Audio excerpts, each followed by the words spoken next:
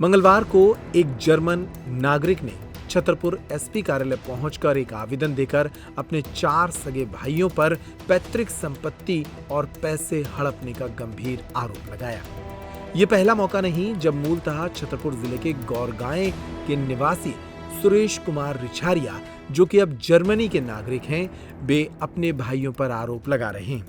वे पिछले 3 महीने में कई बार ऐसी शिकायतें कर चुके हैं, लेकिन उनकी शिकायतों पर कोई ठोस कार्रवाई नहीं हो रही। क्या नाम है आपका?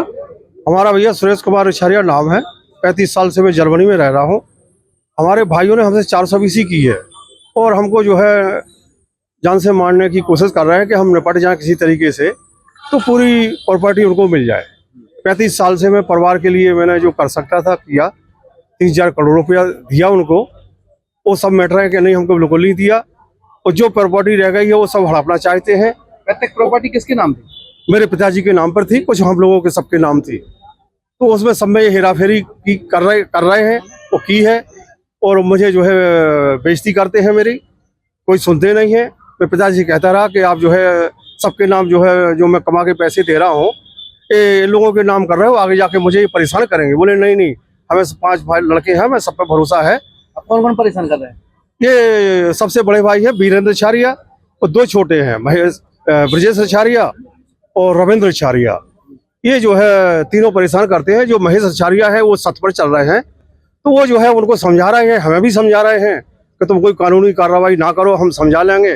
लेकिन 3 महीने से मैं यहाँ पड़ा हुआ हूँ और ये लोग ना पूर्व में भी आवेदन दिया था। हमने जो है कलेक्टर साहब को आवेदन दिए, एसपी साहब को आवेदन दिए। ओरछा थाने वाले जो साहब हैं यादव जी, वो तो जो है सुनते भी नहीं है और बोले बार बार आ जाते हो, आप मत आया करो। तो उन्होंने प्यार से हमको जो है वहाँ आने भी के लिए मना कर दिया। मारपीट भी तो हुई थी आपके साथ? किसने मारपीट की थी? मारपीट की थी हमसे जो है जो बड़े भाई हैं महेश रिछारिया, उनके बेटे ने। तो इसी से की थी कि इनकी बेइज्जती हो जाएगी एक बार, तो ये दोबारा इंडिया नहीं आएंगे और पूरी प्रॉपर्टी हमको मिल जाएगी। फिर ओरछा थाने में हमने विदेश मंत्रालय में हर जगह उसकी कंप्लेंट की थी।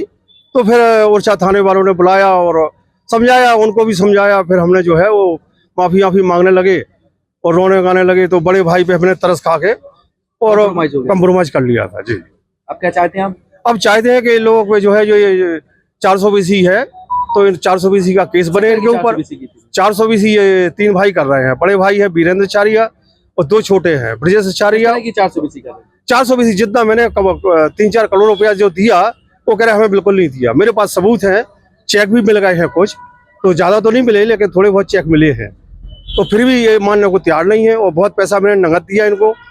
और मेरा दिल्ली में जो है एक एमरो बैंक था, उसमें भी अकाउंट था, तो वो एमरो बंद हो गया है।